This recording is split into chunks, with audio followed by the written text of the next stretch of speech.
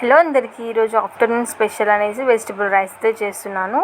ఇంట్లో ఉన్న వెజిటబుల్స్తో అయితే రైస్ అయితే చేస్తున్నాను. టమాటోస్, బీట్రూట్స్, క్యారెట్, కాలీఫ్లవర్, పచ్చిమిర్చి, ఆనియన్స్, బీన్స్తో అయితే ప్రిపేర్ అయితే చేస్తున్నాను. ఫస్ట్ అయితే బాండ్ పెట్టేసుకొని ఆయిల్ వేసేసి ఆయిల్లో హోల్ గరం మసాలా వేసేసి మంచిగా ఫ్రై అయిన తర్వాతకి ఆనియన్స్, పచ్చిమిర్చి వేసేసి అవి మంచిగా ఫ్రై అయిన తర్వాతకైతే మంచిగా ఫ్రై చేసేసుకోవాలి. ఫ్రై చేసేసుకున్న తర్వాతకి మనమైతే మంచిగా ఫ్రై అయిన తర్వాతకి దీంట్లో అయితే కాలీఫ్లవర్ అయితే వేసేసుకోవాలి. ఫస్ట్ మంచిగా ఫ్రై అయిన తర్వాతకి మళ్ళీ ఒకసారి అయితే క్యారెట్ అయితే వేసేసుకోవాలి.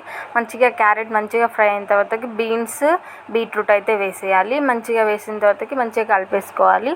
మంచిగా కలిపేసుకొని క్యాప్ పెట్టేయకుండానే మంచిగా కలిపేస్తూ ఉండాలి. దాంట్లో ఉన్న పచ్చి స్మెల్ మొత్తం పోయిన తర్వాతకి మంచిగా కలిపేసేసుకొని సాల్ట్ మనకి ఎంత కావాలో, మనం రైస్ క్వాంటిటీ ఎంత తీసుకున్నామో దానికి తగ్గట్టుగా అయితే సాల్ట్ అయితే వేసేసుకోవాలి. చూడండి, సాల్ట్ వేసిన తర్వాత చాలా మంచిగా మగ్గిపోయాయి కదా. లాస్ట్కి అయితే టమాటోస్ ముక్కలను అయితే వేసేయాలి. టమాటో ముక్కలను వేసేసి మంచిగా ఒక 2 minutes వరకు మంచిగా ఫ్రై చేసేసరికి చూడండి టమాటో ముక్క మంచిగా ఉడికిపోయింది. దాని తర్వాతకి పసుపు, కారం అయితే వేసేయాలి. మంచిగా మనకి ఎంత కావాలో అంత చూసుకొని వేసేసుకోవాలి. మంచిగా కలిపేసుకోవాలి. చూడండి ఎంత మంచిగా అయిందో, కర్రీలానే అయింది కదా. ఇలా మొత్తం మంచిగా అయిన తర్వాతకి నేనైతే మా ఇంట్లో కొంచెం రైస్ ఇంకా నెక్స్ట్ ఇంకా బాస్మతి బియ్యం అంటారు కదా, అవి అయితే తీసేసుకొని నానబెట్టేసుకొని పక్కన పెట్టేశాను. మంచిగా కడిగి మంచిగా నానిపోయిన తర్వాతకైతే మనం ఇంతసేపు ఫ్రై చేసేసాం కదా, దాంట్లోకి అయితే వేసేయాలి. దాంట్లో వేసేసి మెల్లగా అయితే ఫ్రై చేసేసుకోవాలి. కొంచెం 2 minutes వరకు అలానే ఉంచేసిన తర్వాతకి మనము బియ్యం ఎంత తీసుకున్నామో దానికి తగ్గట్టుగా వాటర్ అయితే పోసేయాలి. వాటర్ పోసిన తర్వాతకి మంచిగా పొంగు వచ్చేంత వరకు అయితే హై ఫ్లేమ్లో అయితే ఉడికించుకోవాలి. లో ఫ్లేమ్లో ఉడికించుకుంటే పొడి పొడిగా రాకుండా మొత్తం దగ్గరికి వస్తుంది. పొడి పొడిగా రావాలంటే హై ఫ్లేమ్లో అయితే పెట్టేసుకోవాలి. మంచిగా చూడండి వాటర్ అన్నీ ఇంకిపోయేంత వరకు ఇలా అయితే హై ఫ్లేమ్లో పెట్టేసుకోవాలి.